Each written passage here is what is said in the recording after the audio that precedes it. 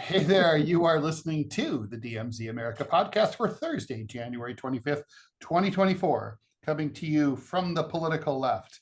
I am editorial cartoonist Ted Rall. And coming to you from the righteous right, I'm Scott Stantis, editorial cartoonist.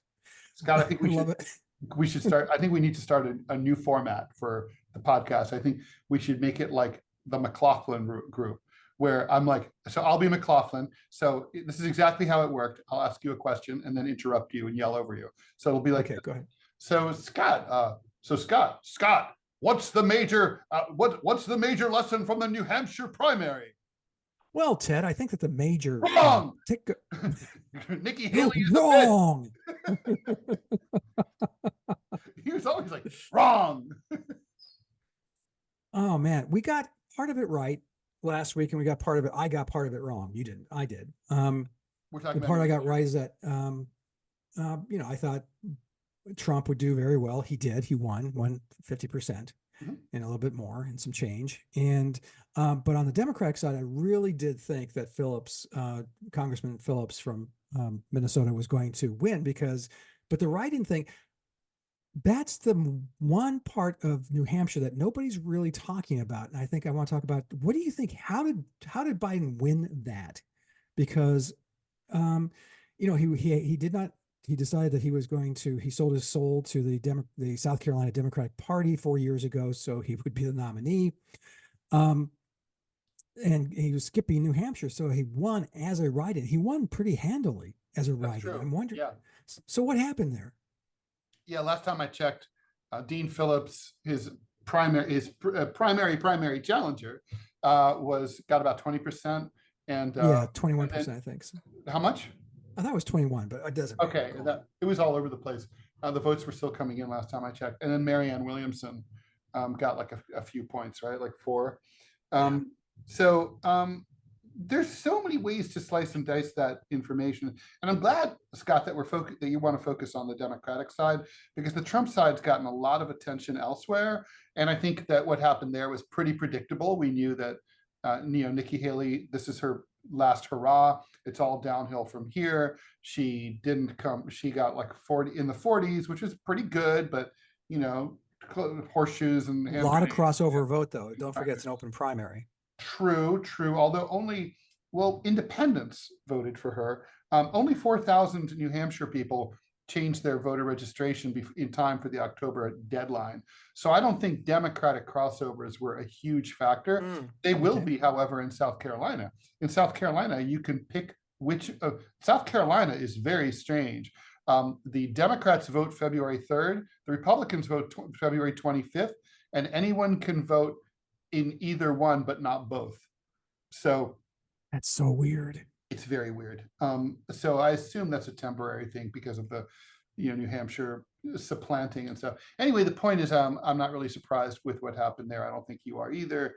No. But on the Democratic side, I did not think that Phillips would do as well as you thought, but I still wish this was like Scotland when they had their plebiscite on independence. I expected the Scots of all fucking people to vote for independence.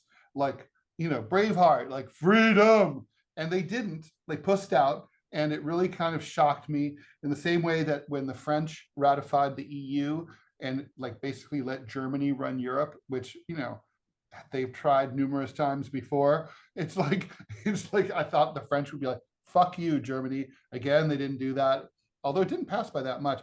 And so anyway, I was really hoping the people of New Hampshire would send a strong rebuke to Biden for insulting them, for slagging them, for shivving them is what Biden and the DNC did, and they didn't punish him really. I don't know. The truth is, I think it's going to be. We may never know exactly why that went down the way that it did, because first of all, there wasn't much media paying attention to the Democratic side, but also we don't really know the motivations for the people who voted to write in Biden. How many of these people were actually enthusiastic? How many people were just trying to send a message?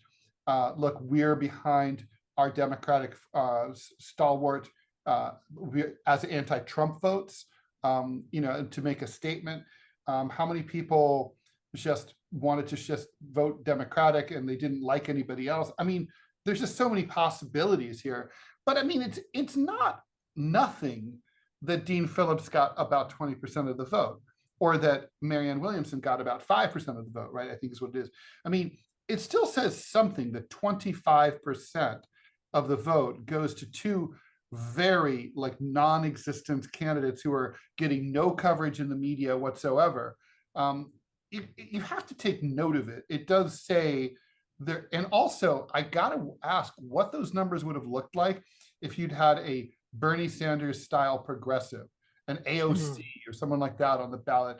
I mean, I think you would have seen, I mean, Bernie Sanders, wiped the floor with Joe Biden in 2020 in New Hampshire. I could see, I think the thing is, there's no progressive to vote for. Dean Phillips is literally votes with Joe Biden on everything. Marianne Williamson is just a wackadoodle. So, if you're like a leftist, progressive, Marxist, where you didn't have anyone to vote for in this cycle.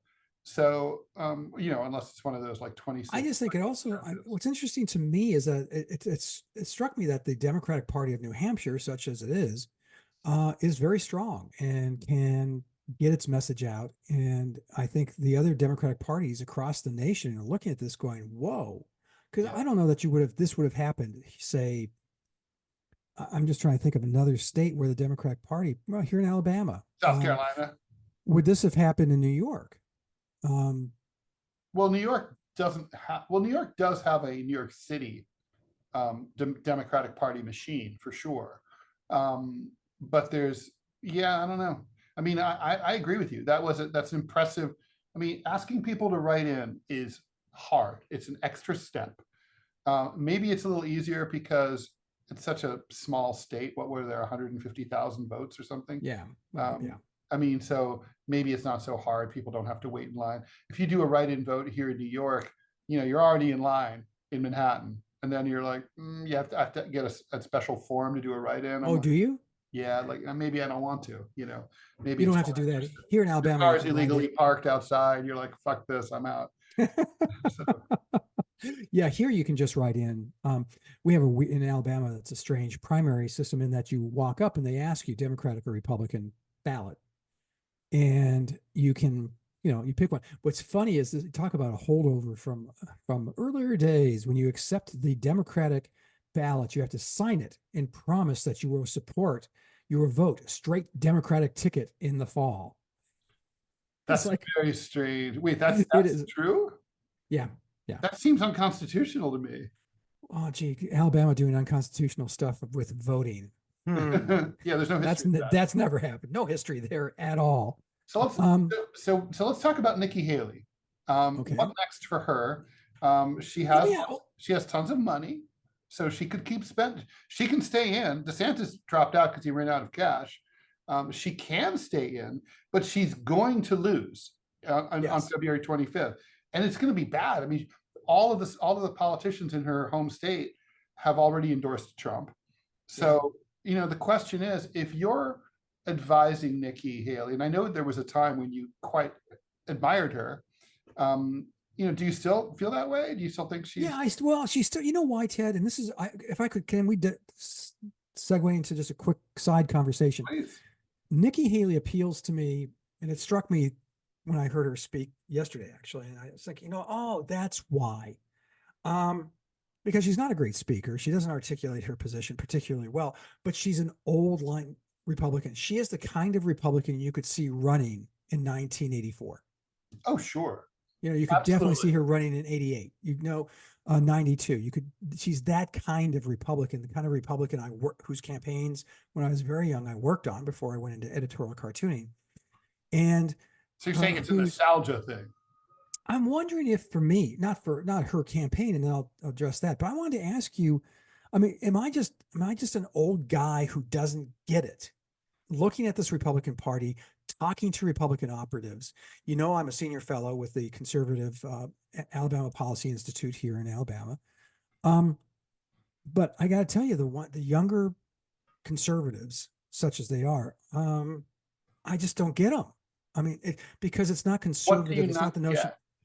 because for me, coming up in the party, what appealed to me as a young man coming up in politics and, educating myself on politics, what appealed to me about the Republican Party was low taxes, free markets, strong defense.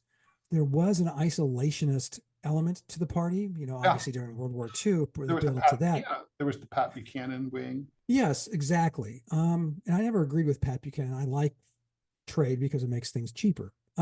But putting that aside, the gist, the idealism of the Republican Party is what appealed to me. It wasn't Ronald Reagan.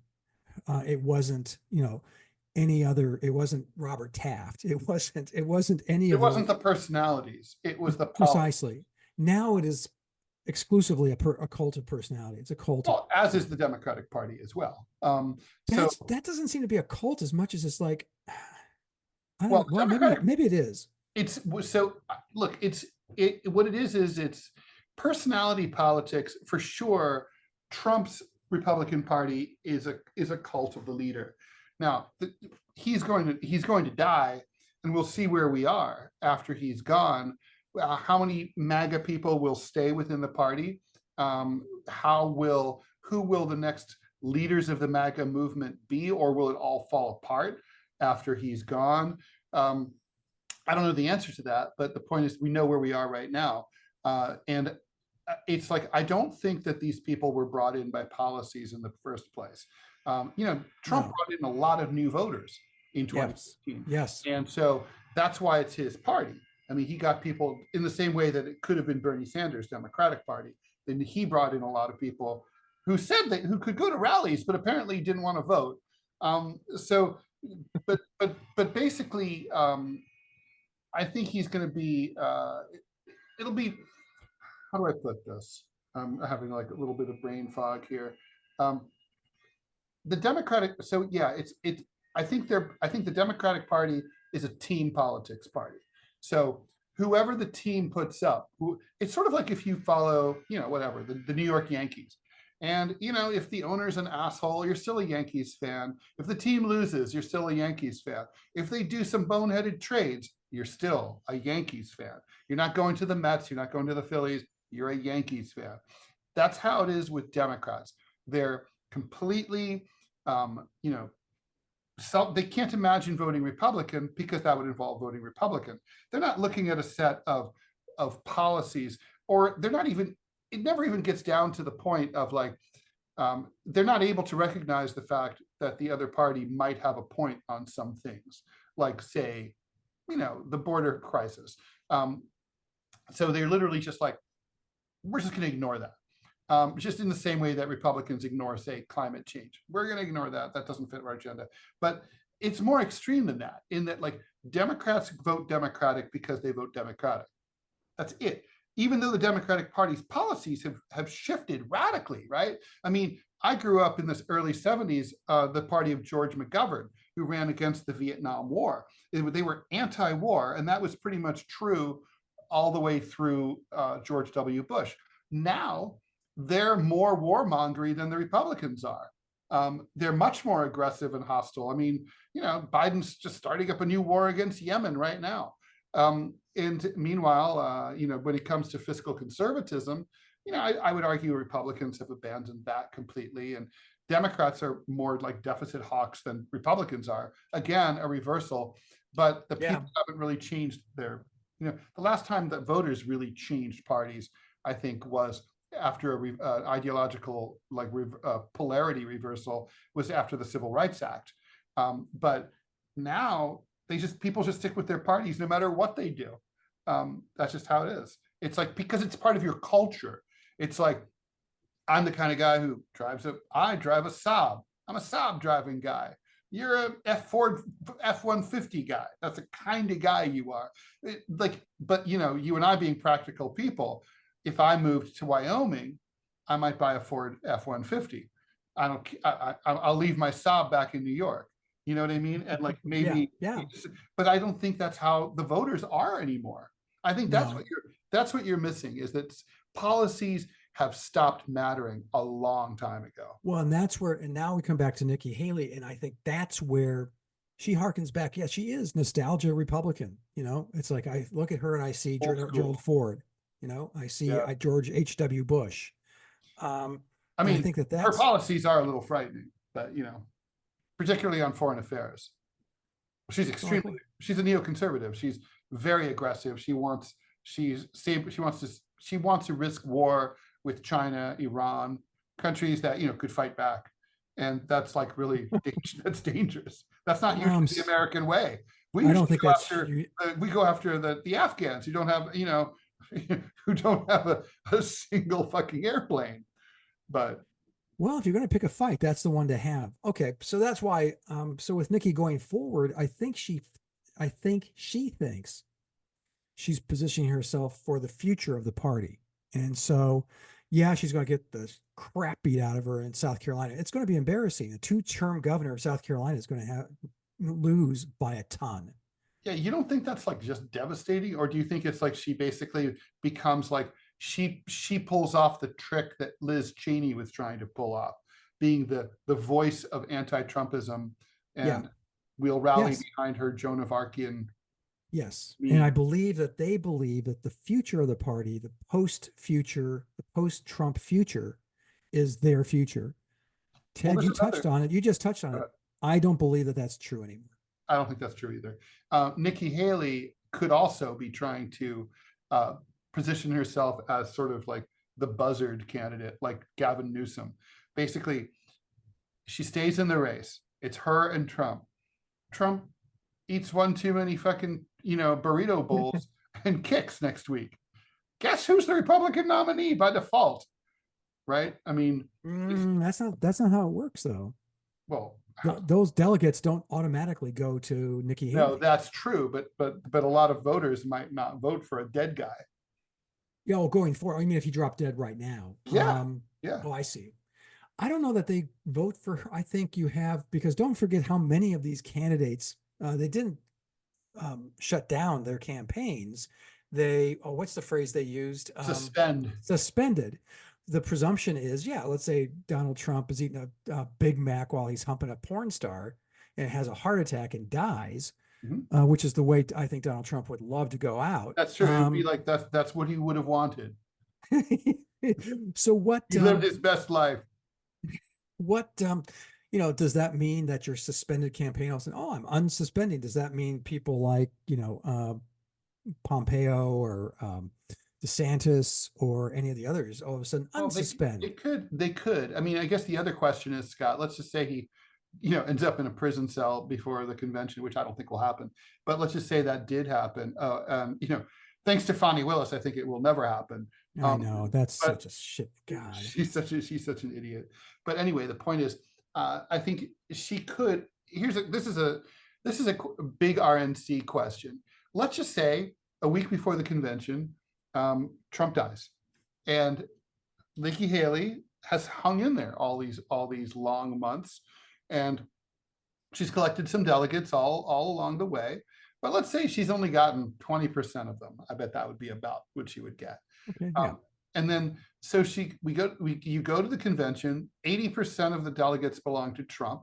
They're now free. They're free agents, basically, right? Like how do they get assigned? Who decides? Can they vote for whoever they want? Yeah, most states you actually elect the delegate. You don't.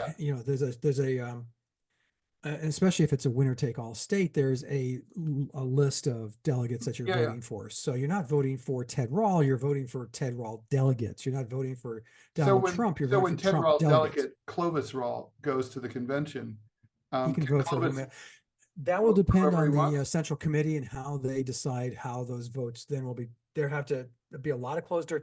But Ted, here's your answer. And it's very simple. And it's one word: 1968. Okay. It's that we have to look at. Johnson runs against McCarthy. McCarthy comes very close, doesn't beat him.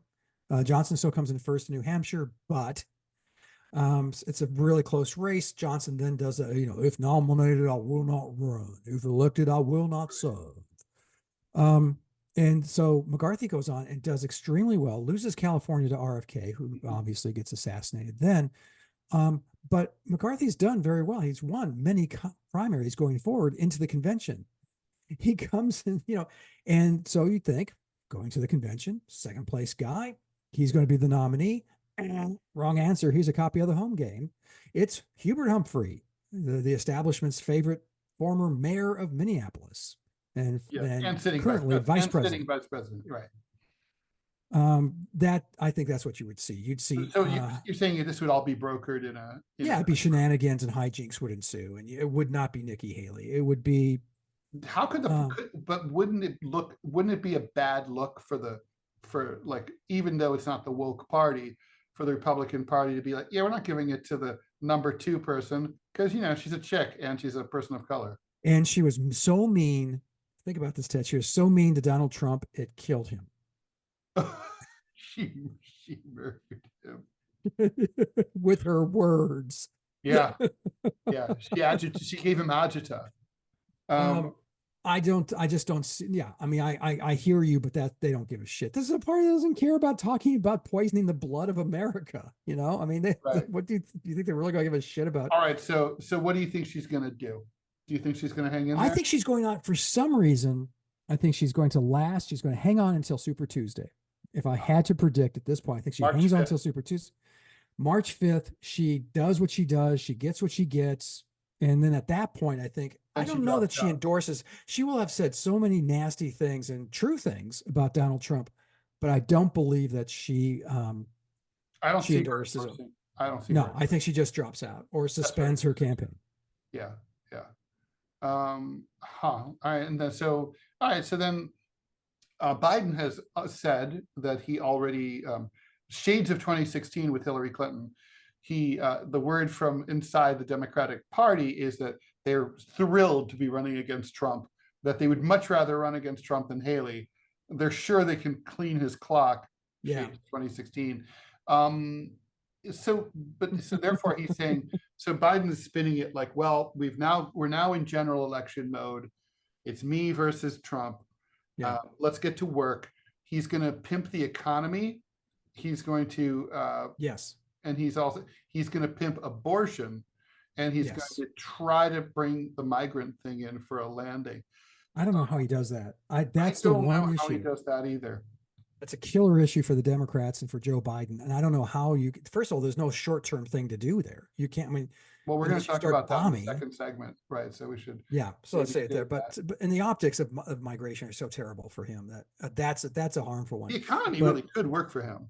I mean, the economy is the economy is going to work. The economy is going to do well. You're having a Federal Reserve that has said that there's a likelihood that they will cut interest rates 4 times in 2024. Yeah. The economy, the GDP has gone up to 3.3. You cut those interest rates, all of a sudden you see the GDP go up to 5%. So only 2 things could go wrong, right? One is the Houthis fuck up the Suez Canal and the Red Sea. So possibly, and then that makes it 30% of all shipping has to go all the way around Africa or whatever. Then and the other thing that could go wrong is just the voter perceptions, right? People don't think the economy is good, right? But by then it will be, and that's the thing. Will they realize it?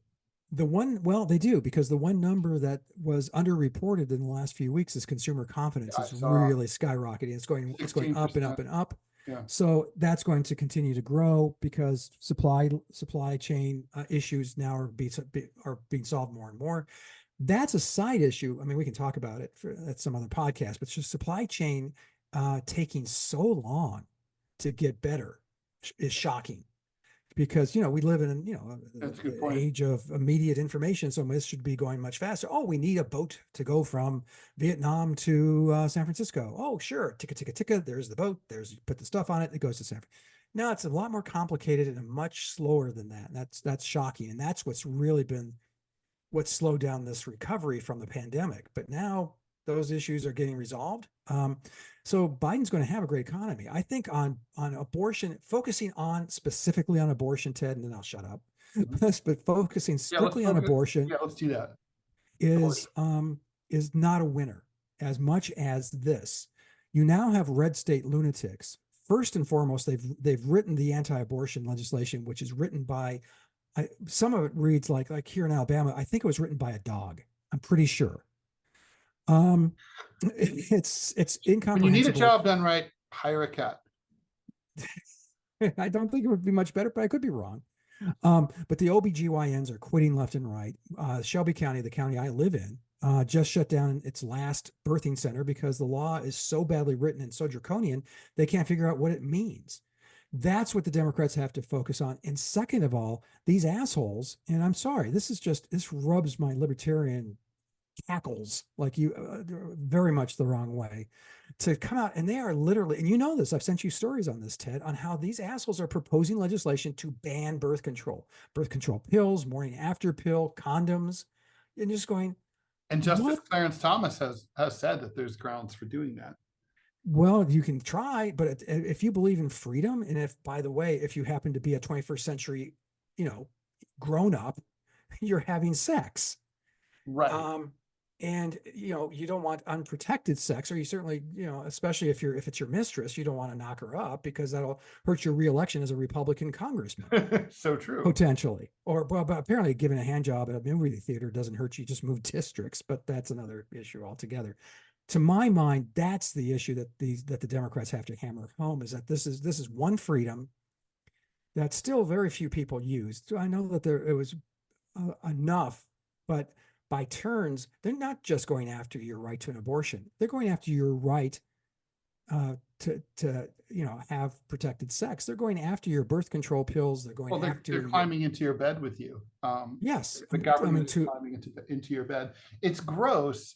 I mean, look, Trump and other leading Republicans, like including Nikki Haley, kind of have a pretty good sense that this is a loser for them.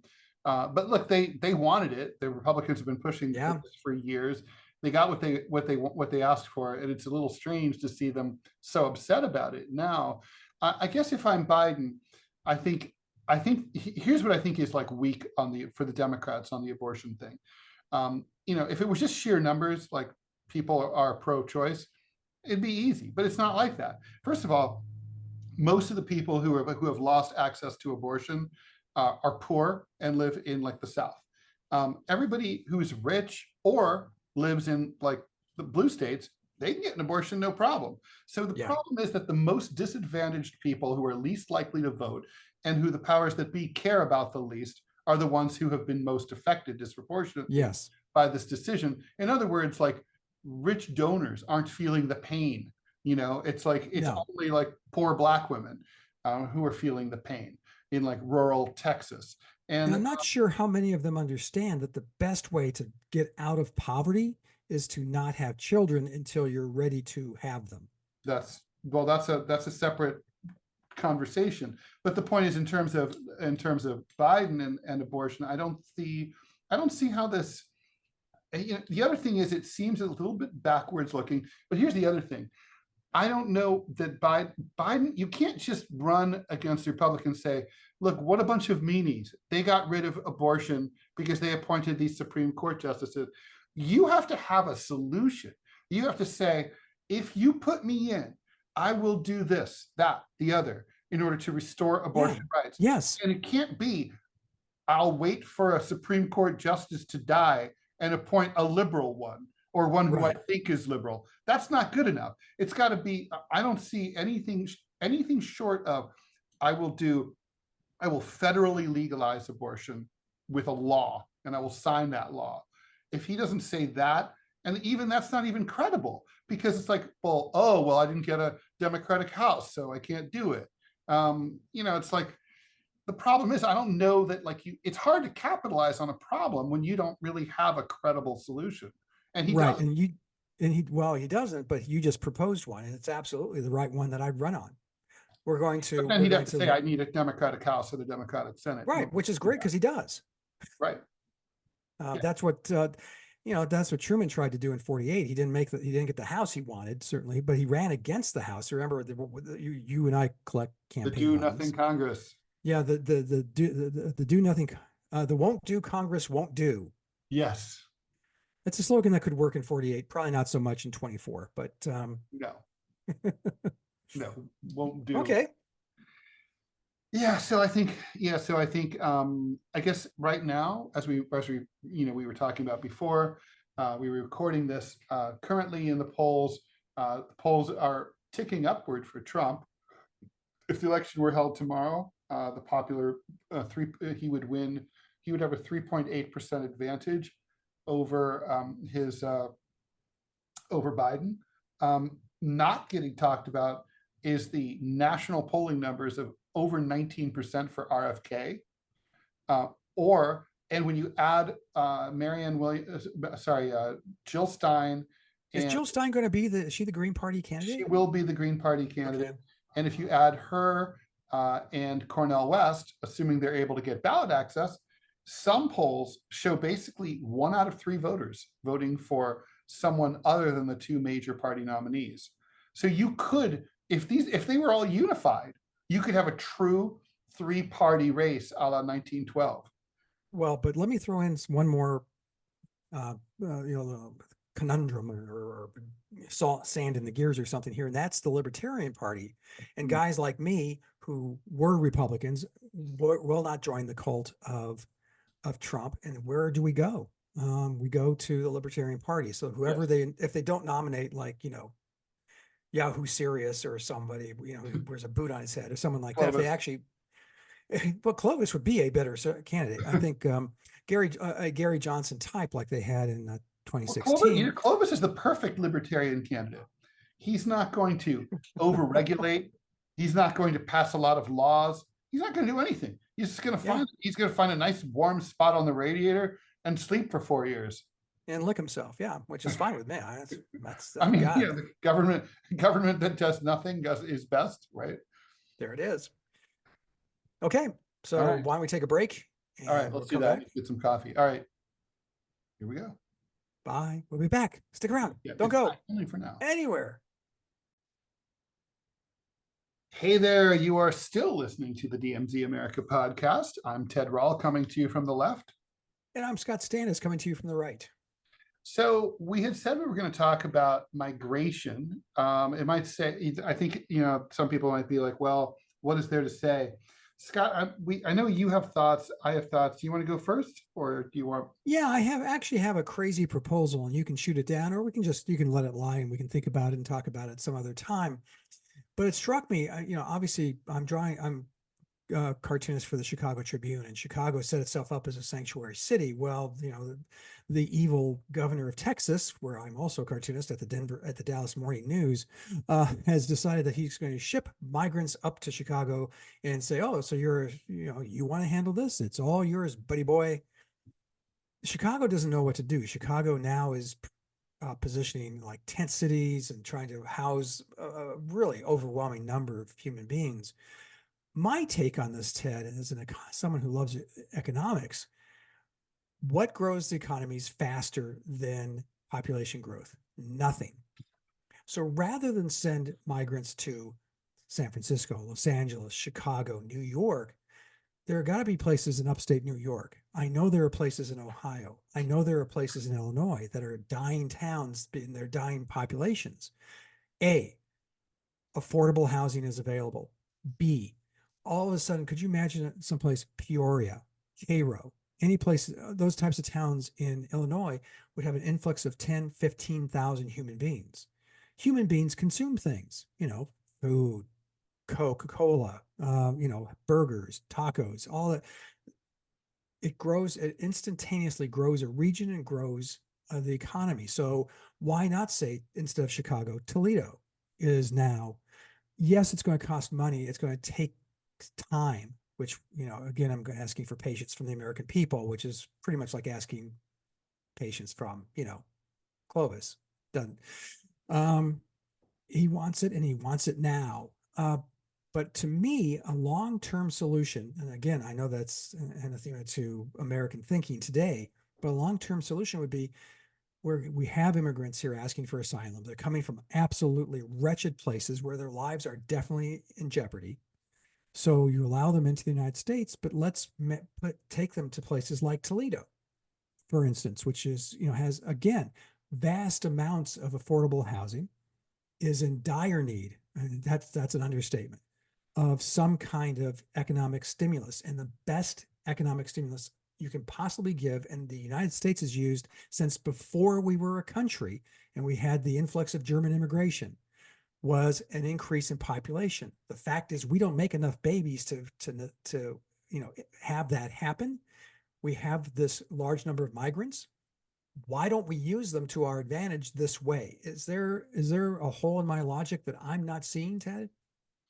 What's shocking to me is look, we've known each other for a long time, and we agree on a lot of things, but sometimes like a moment like this, where seriously, we did not show each other's cards before this at all. We didn't talk about this before we recorded this. It stuns me how we think the same way about certain things. So I literally was going to say something exactly the same. Oh, okay. I'm from the Rust Belt. I'm from a dead town, Dayton, which has made efforts to make itself very open. Dayton's mayor, Nan Whelan, who was a gubernatorial candidate who lost to J.D. Vance, she's very forward-looking and a cool lady, and she has thrown open the city of Dayton to the immigrants who are the hardest to place from places like Syria. And they're trying to get the population up, and and not to mention, it also has the side benefit of increasing the ingenuity. I mean, when you bring in people from different cultures, educational systems, educational backgrounds, educational attainment levels, you put everybody together in an incubator, and they get together, they make friends, they go into business together, they become entrepreneurs, and so you're setting up the potential for growth decades in the future, long after we're gone. And I think, and I was looking at the U.S. fertility rate, and that's the number of births per woman. In other words, to use an old-fashioned way, heteronormative, let's say the number of births per couple, right? Because that's normally still how it's done, is a male and a female. Anyway, current fertility rate is 1.786 births per woman. Now, you want at least 2 just to break even, but actually you need more than that because people die, kids die. So you really kind of want like 2.3 in America. That just keeps your population where it is. We have an economic system that requires population growth because we need our GDP to go up at least 2-3% every year. Otherwise, we fall into recession. So we're kind of like a shark. We have to keep moving all the time or we die, right? And so now you could say, okay, well, that's 1.786. We're not that shy from 2.2. But historically, these numbers used to be spectacularly higher. I'm looking at a historical chart right now dating from 1950. 1950, just at the beginning of the Korean War, 3.14. And it peaks out in 1956 at 3.582. Now, there's a chicken and egg thing going on there. People were having lots of kids, and the economy was fucking awesome, right, in the 50s, particularly the early 50s. But on the other hand, that's also because the economy was awesome, people felt like they could afford more kids. So there is a feedback loop there. But still, the point is, the United States needs people. And I guess what I was going to suggest, and I don't know, I think what's going on here is that the elites, the policy elites in the Biden White House, and previously White Houses of both parties, effectively left the border open for years because they knew that we have this fertility issue, we need the population, this is good for the economy, but they just never wanted to explain it to the American people. There's never been an American president who sat down and gave a speech and said, look, here's a chart of our birth rate. We don't make enough children in this country. People are having kids later and later. They're getting married later and later. And even though now, gay people can have kids and single mothers can have kids, the fact is we just don't have the numbers. So we need to admit as many foreigners as who are willing to come here and who don't have a horrible criminal record. And just it has to be like Ellis Island. This country is mostly descended from people who came here illegally. Nobody was invited to go to Ellis Island from Italy or Germany, right? Or Ireland. They just showed up, and we were like, if you didn't have tuberculosis, we let you stay. Yeah. And now we're a superpower. So it doesn't really, I mean, I'm radically simplifying, but I'm also not wrong. So I think, No. so I guess the thing is, what's going on with the nativism and the xenophobia, in large part, I mean, yeah, some people just don't like brown people, but also there's never been, and I think, you know, a lot of white America, they're like, they know that like they're being lied to by the Biden administration. They know that they've been lied to. It's like basically like, oh, we're trying to get a hold of it. You know, we're not like, we're trying to control the border. It's like, no, you're not. And you should say why you're not doing that. You should just say like, look, we do know everybody who comes in. We have biometric information. We exchange information with the home country's police departments, which is all true. So we're not letting like, you know, mass murderers into the country. We're keeping track. But the fact is, for the most part, if people want to come here, we're going to let them in. And they should, I mean, when people know they're being lied to, they get really pissed. And they know they're being lied to. I mean, what do you, I mean, what do you think of the lack? I mean, that's been a major problem with this administration from the get-go. Total inability to communicate about anything.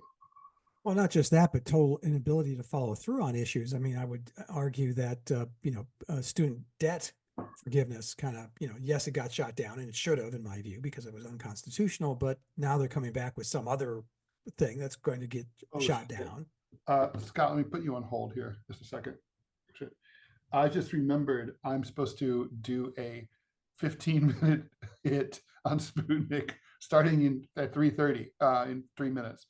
Oh, shit. Mind? Okay. Yeah, go ahead. Okay, I'm going to pause here. So that's the thing about the DMZ America podcast, is that life gets in the way. And so yeah. Anyway, it could have been worse. Could have been. It has been. It has been. Could be. All right. So let's. So anyway, but Scott, let's talk about this. Why doesn't the president tell the American people what is really going on? Ted, you and I both know the answer to that, because Americans make fun of any other country that has any serious discussion about its birth rate. Either it's too much, India, China, or it's too few everywhere else, most everywhere else. And we mock it. I mean, we literally say, you know, you're not having enough children. I mean, Japan, look at the price Japan is paying for this right now. Mm-hmm. You know, I think the average age of the typical Japanese now is, you know, 117 or so. You know, it's I'm exaggerating, of course, but it's crazy where they are. And so they talk about they need to start having more babies. What's caused that is that the women in that culture now are actually professionals and choose to follow careers versus, you know, just stay-at-home moms. So here in the United States, we actually mock any attempt to have a serious discussion about birth rates and about the need for a growing population. Fact of the matter is, we've always had the option of Italians coming in and Croatians and a little bit of French, although that's of all the Western European France. Ones. Yeah. Our families both came here and just the fromage is terrible. Don't you think that's it? I mean, it's really that simple. That well, you just think it's because we don't talk about it because we don't talk about it. It doesn't really seem. Yeah.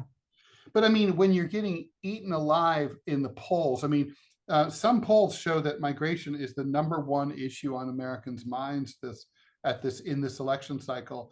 And, you know, supposedly Trump represents an existential threat to democracy and must be stopped no matter what. The no matter what would seem to me like one of the things you would include in that list would be to address your #1 political liability as an incumbent president, the one thing that people really disapprove of, which is your handling of the border. And so, like, I mean, he tried sending Kamala Harris, who refused to go. That didn't take, you know, looking back on it, it probably would have worked. All she had to do is stand there at the bridge and the Mexicans would have run away. But you're not wrong. So it'd be like, oh my God, if the gringos are like that, we're out. So, but like, what do you, I mean, like, but I mean, he's got this major problem. I mean, Yeah. why do they think that they can just like la la la la la la and like not talk about it? Because they have before, because, it was, and it was also easy against Trump, who wanted to, build the wall, which is not a bad idea. If you want, But which we could do, obviously. Yes. I Yes. mean, There's going to be some, there are going to be some United States problems. could do that. Yes. And we were very slow to do it because, let's face it, for decades we had the Democratic side saying, let them come in, because eventually when they can vote legally, they vote Democratic, they tend to vote Democratic. So They used to. Yeah. Not anymore, really.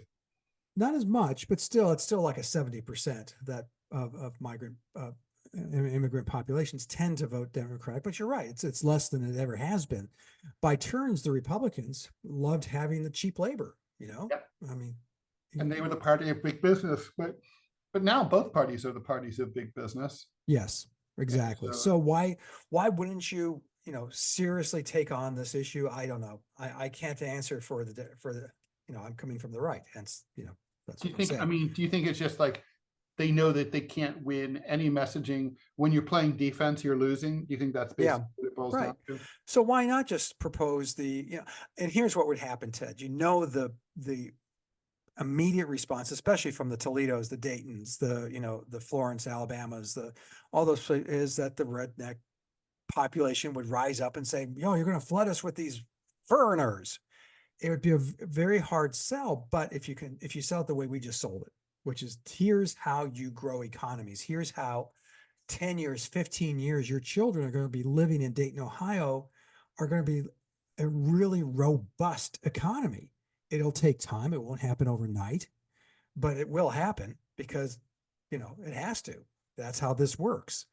We just don't have that level of patience, foresight, or statesmanship anymore. And I cannot ever see this happening. And I'm stunned, frankly, and really gratified that you and I think the same way on this. It's fascinating to me that you and I came to the same conclusion independently. And I swear to you, our loyal listeners, we did not talk about this before we started recording. We talked about a lot of things, but not this. Yeah. Yeah. Because I always thought, when I was thinking about this recently, I thought, is this a crazy thought? Because, like I said, particularly because of Illinois, because they're moving the immigrants to Chicago, and Chicago is a big burly city with a lot of people in it. While there is Rockford, Illinois, which is not, it needs people. Cairo, do yourself a favor. You will gasp. You will literally gasp when you see stories and videos coming from Cairo, Illinois, which is actually further south than I think most cities in Kentucky. And it is these magnificent mansions, these schools, the factories, they're all closed and they're all dilapidated. And the town is now, I think, 1,500 people. I mean, you would have to, the thing is, if you did move migrants there, they're poor. Yes. So you would have to give them money. You'd have to effectively give them, like, it would be like almost like colonists, like settlers, like, Yeah, exactly. Very, very, well put. Exactly. So, and the federal government would have to pitch in. The government of Illinois would have to pitch in, but they're pitching in now. You don't think the people of Chicago are spending tens of millions of dollars to house? Yeah, no, the city of New York is going bankrupt because of the migrant crisis. Maybe you could, I guess maybe the problem here is that we would have to maybe cut back like on one of our wars. I don't think we can afford to do that.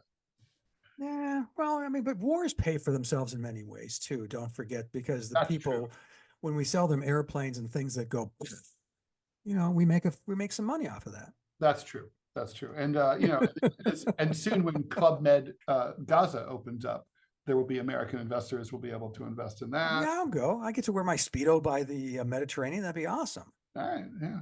So, I'm sorry. I put that picture. What's that ghostly howling of the dead sound? And nothing. Don't worry. Yeah. It's the wind. It's the wind. Yeah. All right. So we'll leave that there, and we'll come back and wrap it up. Yeah, what I mean by wrapping it up is we'll wrap it up after we'll have one more segment will be the wrap up. That's like okay. I've misunderstood. okay, Usually as when opposed to just like I always think it's silly. Like remember when there were TV shows where I think this might still happen, where literally they would say at the end of the show, okay, so after these messages, we'll come back and wrap it up. And literally you'd wait through the commercials and then you come back and say, well, that was the news for today. Goodbye. Yeah. And you're like, well, why did I wait through the commercials for that? You know? Well, you wanted your goodbye. It's just nice. I wouldn't give a shit about the goodbye. I'm an Irish exit. Bye. Fuck off. Toodaloo. Yeah. I don't know. Very strange. Anyway, all right. So like, oh my God, I'm in a loopy mood today. All right. So we said, okay, so this is going to be interesting. So Stantis and Rall, take the gloves off. Yeah, it's true. So the question, people probably remember about a month ago, the House of Representatives overwhelmingly passed a resolution that is non-binding in any way, but anyway, interesting, that said that anti-Zionism is tantamount to anti-Semitism. It is a form of anti-Semitism. And apparently taking that to heart are a bunch of colleges, including my alma mater, Columbia University, where I graduated from, and Barnard College, which is part of Columbia, across the street, it's the Women's College, one of the Seven Sisters schools.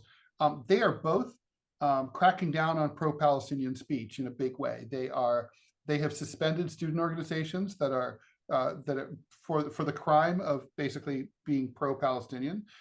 They have Barnard has sent out the word to its professors. They are not to, for example, have like a Palestinian flag on their door of their office or anything like that. They're not to express any pro-Palestine opinions whatsoever. And it's gotten to the point where even the ACLU is getting involved and has sent a letter of concern to Columbia for cracking down on the free speech rights of both students and faculty at this Ivy League school. It gets me thinking, Scott, I mean, I know you and I disagree about this, but every time I read one of these articles about like, there's so much anti-Semitism on American college campuses subsequent to October 7th, I read the article, I'm always like, well, what specifically are they talking about? Obviously anti-Semitism is real, but the thing is what are they talking about on campuses? And there's really never anything specific.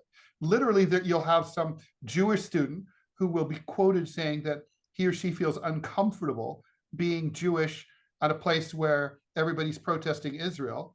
I'm sorry, that's not, your like little wee feelings don't matter. Sorry. And it's like, and that's not anti-Semitism. And being anti-Israel isn't being anti-Semitic, and being anti-Zionist isn't even being anti-Israel, considering that the anti-Zionist movement is predominantly Jewish. And many Jews in Israel are pro-Israel, but anti-Zionist. So anyway, I mean, I was just, have you seen any actual examples of, this is without a doubt an act of anti-Semitism or an anti-Semitic statement, like spray painting swastikas or, that kind of. Well, that's happened, of course. But there hasn't happened. I mean, not on college campuses, though. Well, in synagogues, if I'm not, and I don't have facts in front of me, Ted, so and I will readily. It has happened in synagogues, I know, and Jewish cemeteries have always traditionally been a place that have been attacked by fascists and anti-Semites. And I think embracing anti-Israeli forces in the Middle East, it's not a long leap to say that would be anti-Semitic, because their rhetoric is clearly, look at Hamas. The rhetoric is anti-Semitic. It's like we've got from the river to the sea. We're going to wipe these people off the planet. That's not what that means, but all right. That's exactly what that means. No, it means literally, it says from the slogan is, from the river to the sea, Palestine will be free. how do you interpret that as wiping anybody or hurting anyone? Well, because it replaces from the river to the sea, it definitely replaces the people who are currently there. Right. It does not say anything about replacement. It just says that they're. Of course it does. That's oh, Ted, please. Palestine will be free. That's what it right, says. which it never has been, by the way. But let's forget. That's not untrue. Yeah, but the point is Palestine will be free. It disturbs me that we're not looking at the history of all this too. Now, to your point, can you be anti-Zionist and not be anti-Semitic? I believe that you can. The Zionist movement, you and I both know the history of that, so yeah, we can speak to that. Lots of Jews are not Zionist at all. Many. And can you be anti-Israel? And I think that may be the wrong way to put it. I think, can you Israeli oppose? Government? Yeah, can you oppose the policies of the current government? I mean, yeah. I mean, yeah. Well, how about let's go further? Could you oppose the legitimacy of the state of Israel and not be anti-Semitic? I think absolutely. Really, I think that's a tough one. That to me is difficult, and I'll tell you why. Let me just say there's some personal family history involved in this. Mm-hmm. My father was in the Rolling W, which was George Patton's Third Army, and he was one of the first soldiers to enter Ohrdruf, which was the first concentration camp liberated by American forces. And he saw firsthand what the Holocaust was. And it affected him incredibly deeply. Now, again, I apologize that this is a family story, a personal story, but it has applications here to how I think about this issue. So my father was very much in favor of and supporter of the state of Israel, and thought absolutely, after what happened to them in the Holocaust, and the pogroms in Eastern Europe that happened prior to that, they have an absolute right to have a homeland. That was ingrained in one of the, I would say, this is a funny story. You're going to love this, Ted. Do you remember the show Holocaust? It was a mini series on CBS. My father was the general manager of a CBS affiliate. That's the guy who runs the place. Of a CBS affiliate in Madison, Wisconsin. Wisconsin is very German. Wisconsin voted in World War I that none of it, they had a referendum that not $1 from Wisconsin could go towards World War I or fighting Germany. So it's a very ethnically German. Yeah, it's like place. Where I grew up. There's a German town outside of Dayton. There's an Oktoberfest every year. Yeah, they march into the Sudetenland of Ohio. It's all a thing. But so they were airing Holocaust. It was a miniseries many of you probably aren't aware of because it was in the 70s, and it frankly wasn't all that good. But it was really the first. It was very important, though. Yeah, it was the first big production to dramatize and explain the Holocaust. Yeah, which to our minds today seems weird, but this is in the early 70s. People would call up, and you got to say they're anti-Semitic. They say that the Holocaust never happened. Only a few Jews were killed during the making of that Holocaust, things like that. But they would these deniers would call up, and my dad would insist that those phone calls be forwarded to him. Now, oh boy, my dad, I've explained my dad to Ted many times. My father's vocabulary, he knew 3 words, and 2 of them were fuck. And this is in the early 70s. I wish to God he had recorded some of those phone calls, because all of this is to say that this is what's inside of Scott, that the Jewish people have an absolute right to the state of Israel. And I believe that. And it may be just even a reflexive emotional response, but that's my take on it. And that's where Ted and I have had some disagreements on this. Now, well, I think we both, but Scott, I pardon me for interrupting, but I do think we both, I agree completely with the okay, so I agree that with the diagnosis of the disease, historical anti-Semitism, lack of a place to call their own, the need for a homeland where they could feel safe. I think most reasonable people understanding the history that you just related would agree with that. But I think the problem here is with the not the diagnosis, but with the cure. The doctor tells you what to do. The cure is wrong. I mean, so basically, it's like clearly the European Jews in specifically, and world Jewry in general, needed or could argue that they were entitled to a homeland, not someone else's homeland. And that's the issue here, right? I mean, the land that they moved to was not chosen as like the ideal location. The truth is, it was the Zionist movement that was predated the Holocaust, that had already been settling there and buying land in Ottoman era Palestine. And were terrorists. Don't forget, Menachem Begin was a terrorist. He blew up a hotel.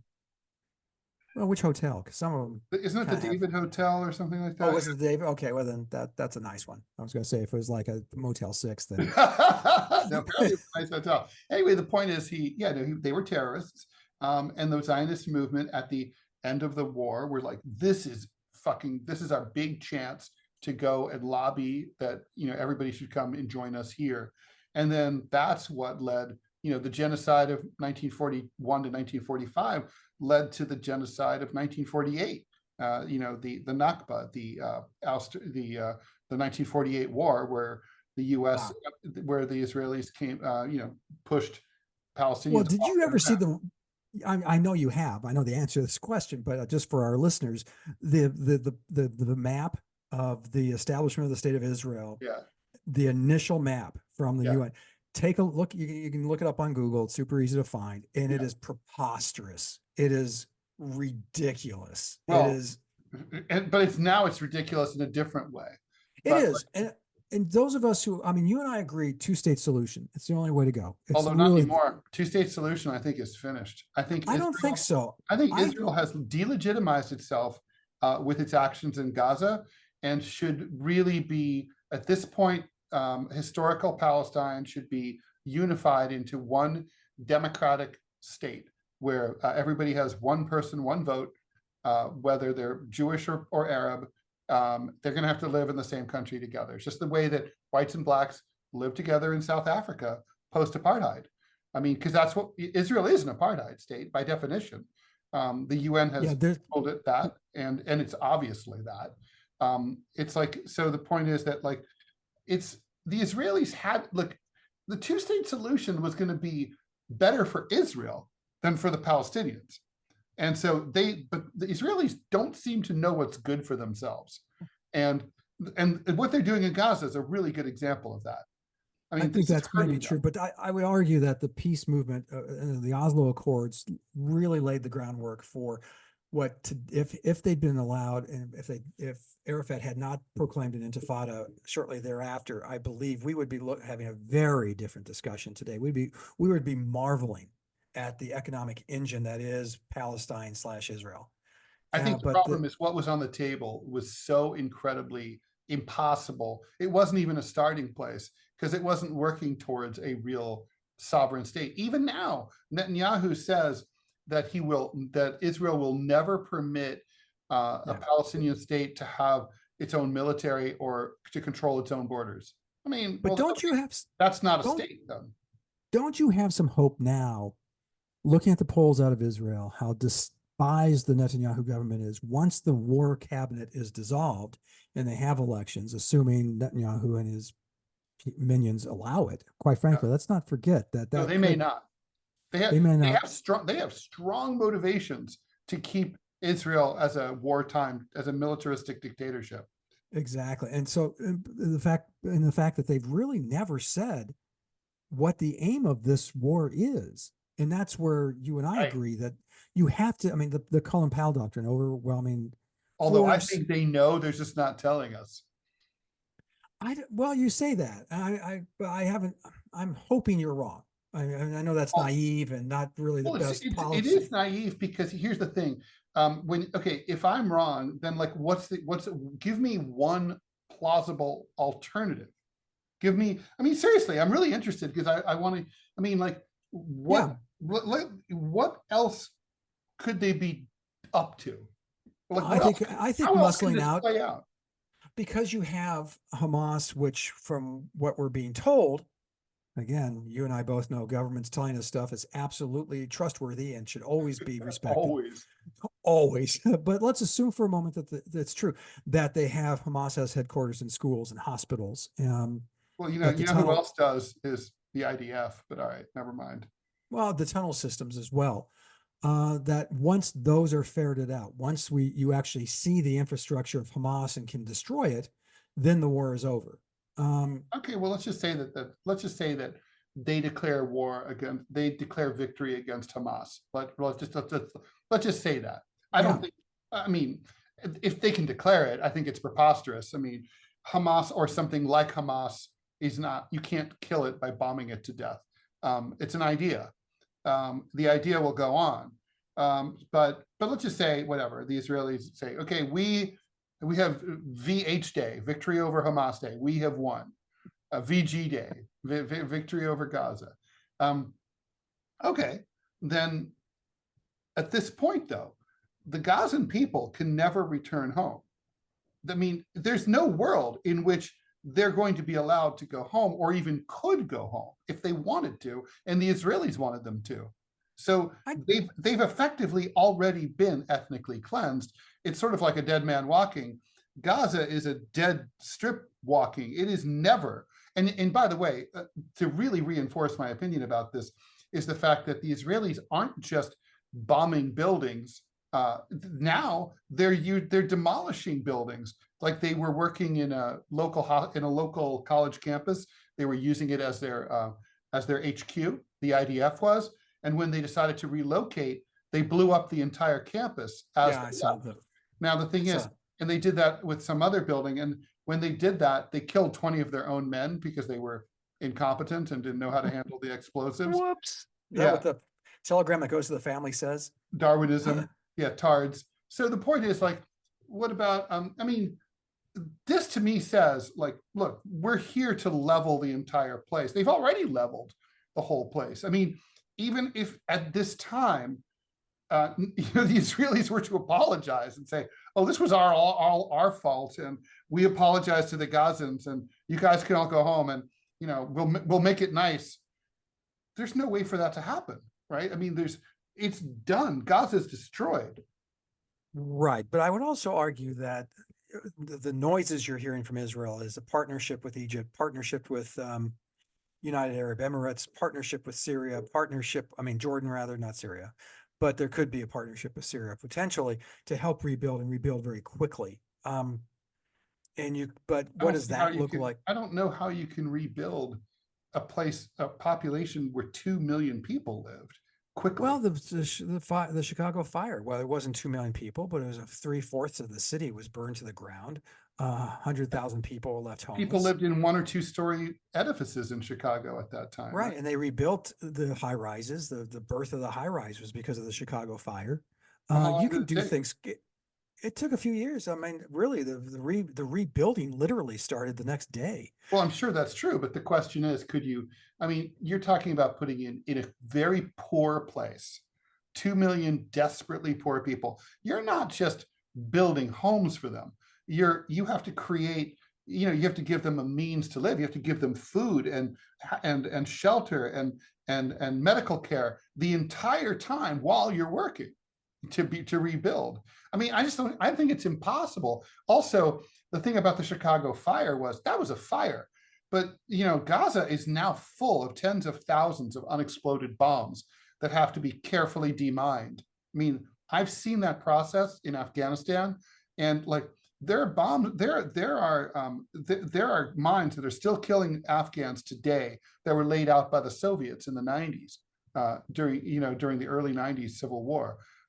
It's like it never ends. It takes forever. I saw there was a mine that was in someone's garden, and they planted around the mine, and it was I thought there was.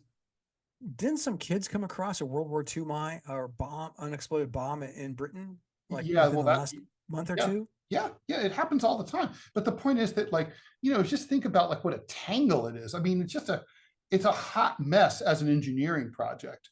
I think too much of Gaza has been destroyed.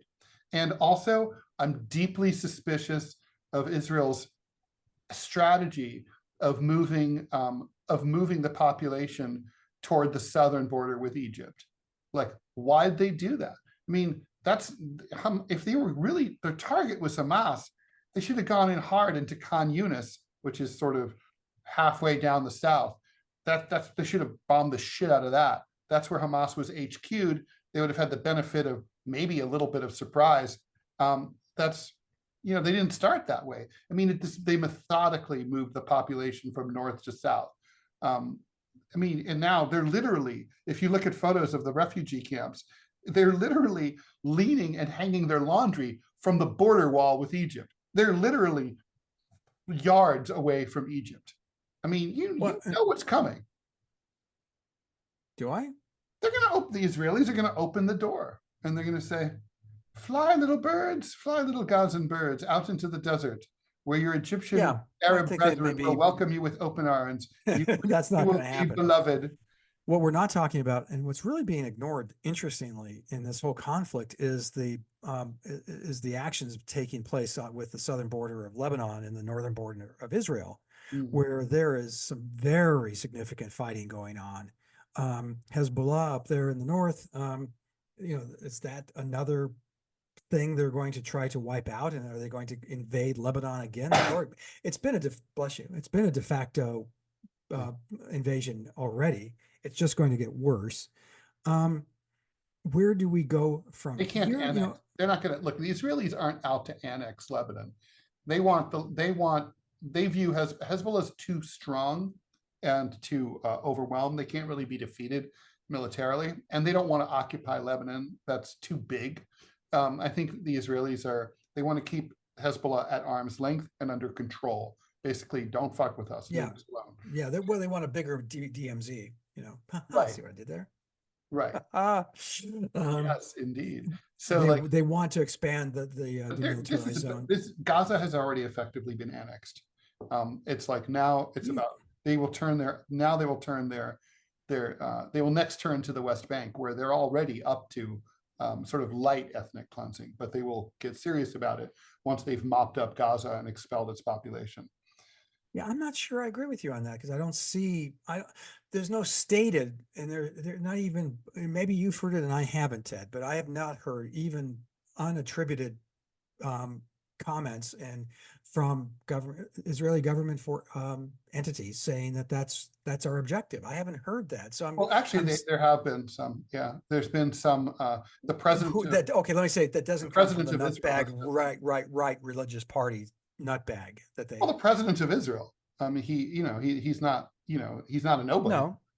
And he said that everybody in Palestine in Gaza is equally as guilty as Hamas.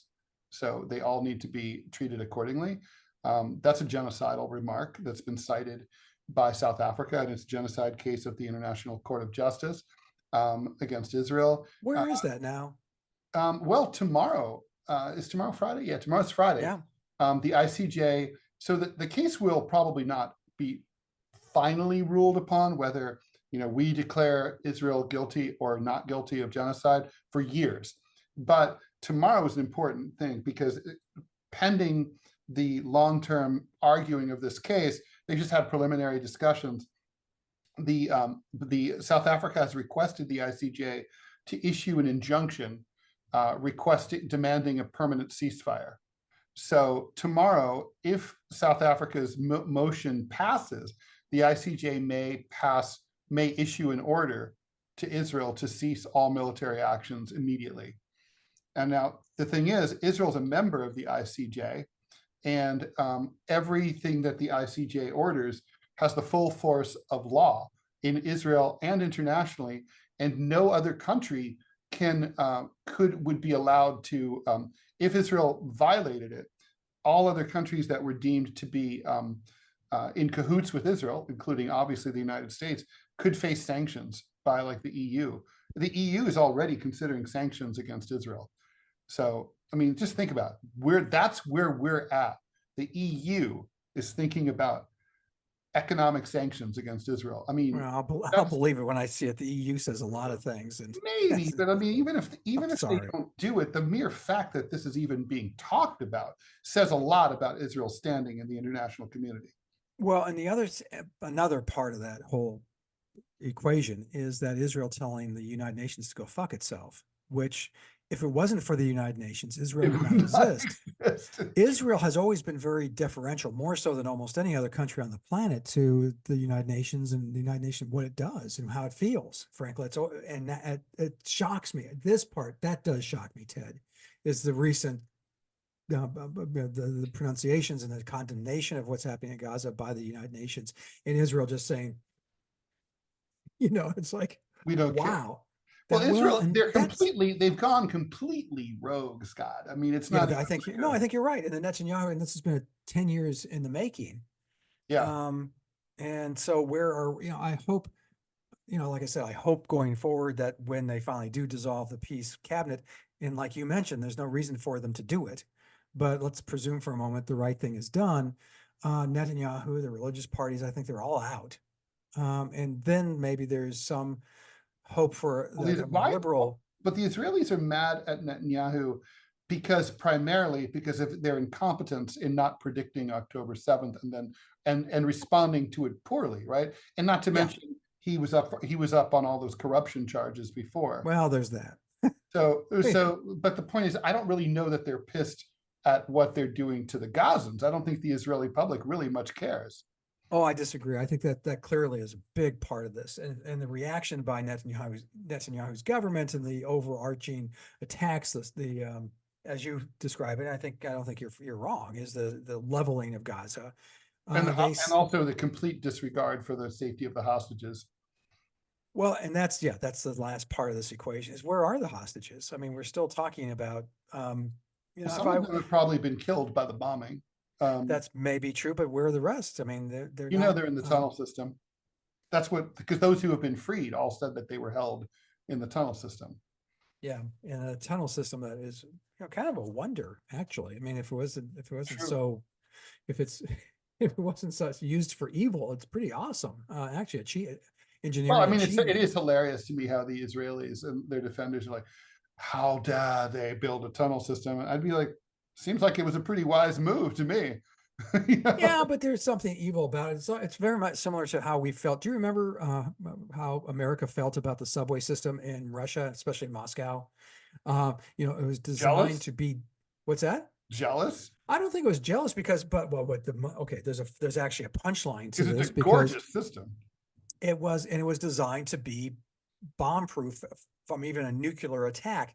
Yeah. And what's funny, and Americans going, how dare you, is that the Washington, D.C. subway system is designed exactly the same way. Yeah. If you've ever taken it, you're on the escalator for what seems like a day and a half. True. To get down to the bottom.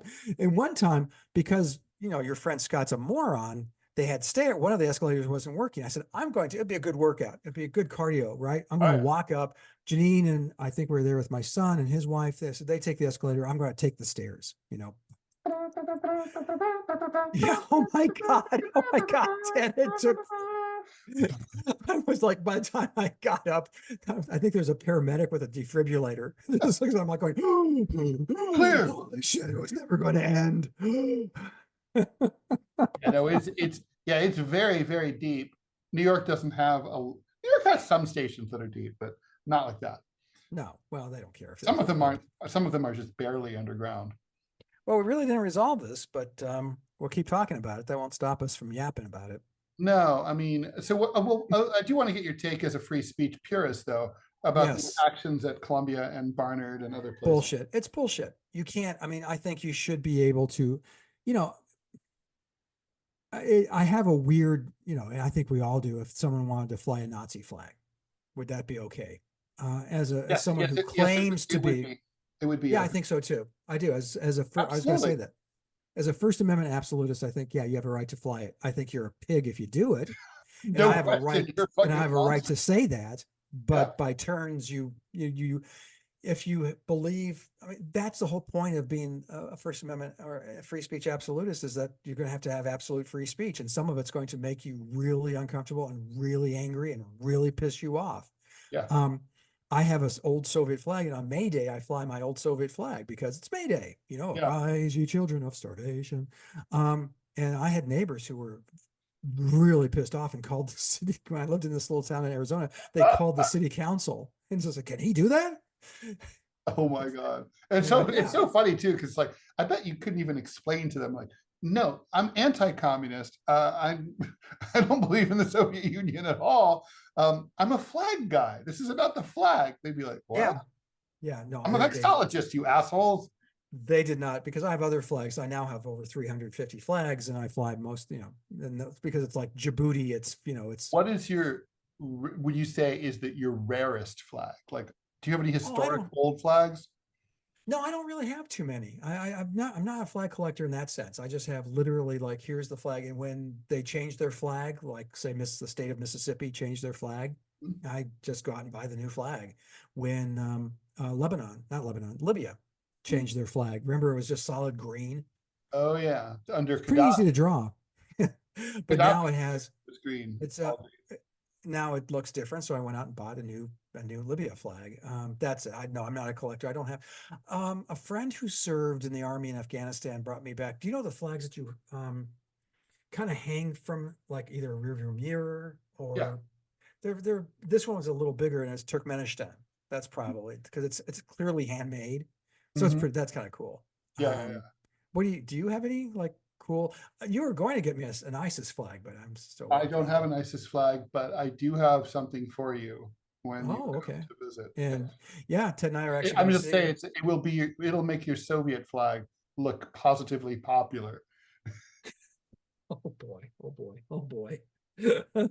I can't wait. Yep. I can fly in my backyard and people go, "Oh look, a Trump supporter." It's not that bad.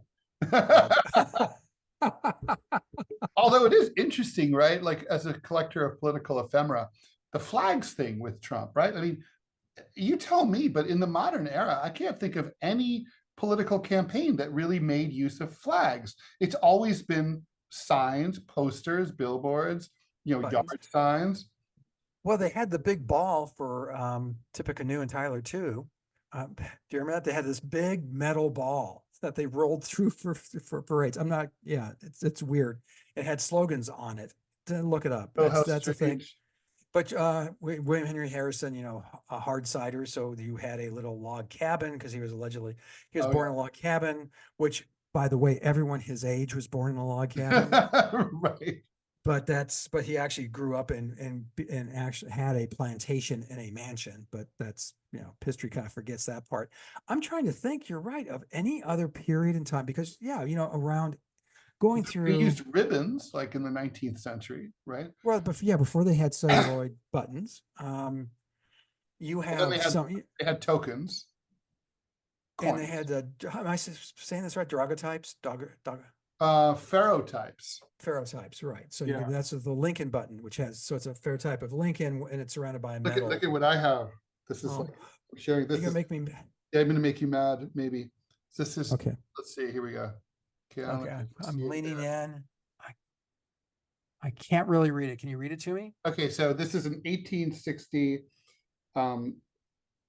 It's a Lincoln token, and it says "Success to Republican Principles" on one side, but on the other side, this is really awesome. It says, "I've always wanted this: millions for freedom, not 1 cent for slavery." You gotta like it. You can't disagree with it. That was a great. Campaign, but I'm trying to think, Ted, of who. Here's a ferrotype. This is Grover Cleveland, Donald Trump's hero now. Yeah, exactly. Grover Cleveland, the only president to have 2 non-successive terms, and literally married his ward, which was very much like marrying your daughter. That's true. That's very Woody Allen. It's very Trump. Remember when he said about a little bit. Yeah. So Trump made use. I mean, I think it wasn't him. It wasn't his idea, right? But like somehow, why flags? I mean, I think that's part of the reason that people sort of see, dark totalitarian urges with him, because, it's like, I've seen like parades of Trump supporters with their flags, flying from the back of their pickup trucks. Yeah, it does have a certain ISIS kind of vibe. Yeah, it's very weird, and I cannot. You touched on it. It just has this weird, it was almost organic how it started to grow.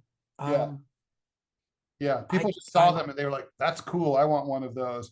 Also, Yeah. the graphics are horrible, just parenthetically. Oh, they're terrible. It's just block letter, sans serif face, Trump, the word Trump. And it's an ugly fucking font. And the colors are like really, like, unfortunately, like loud and obnoxious red and blue. Well, have you seen, I mean, and they've had obviously variants on the flag now where you have Trump's face superimposed on Rambo's body. Have you seen this one? Oh my God. I've seen that. It's so like, what? Yeah, you really have to go. I mean, I can see But that. Rambo was ripped. Like, yeah, well, he rips open a burger. That's, I guess, that may be the comparison. I can't figure it out, Ted. And the flag thing, yeah, it's really is. It reminds me very much, and I know that this is an easy comparison to make, but the Nazi movement of the 30s, of the 20s and early 30s, when they had the flag, the swastika was everywhere. Well, of course, the communists had their red flags too, and they had street battles. Yeah, literally. Yeah, you had the red, mostly solid red flags because having print or in the hammer and sickle, which is just a brilliant, simple, elegant symbolism. I mean, I don't like it, but I mean, for what it stands for, but I think it's just an amazing in terms of iconography. But the swastika, that's what, as a flag collector and a flag enthusiast, you look at, flags like that. You look at the Confederate battle flag, beautiful flag. I'd never fly it, but it's gorgeous. Right. ISIS is another one. I mean, that's a very dramatic, the white type, the white calligraphy on black. I mean, that's a powerful flag. Yeah. Yeah, it is. They used medieval Arabic for it. Oh, really? Yeah. That's why it looks different and really simple. Okay. Arab calligraphy is like more like the Saudi flag, right? And it says the same thing, right? There is no God but Allah, and Muhammad is his prophet. Yeah, but the Taliban one, I think the ISIS flag says something different. Let me take a look at what that is. It's like because I have looked at this a bunch of times when drawing cartoons about ISIS.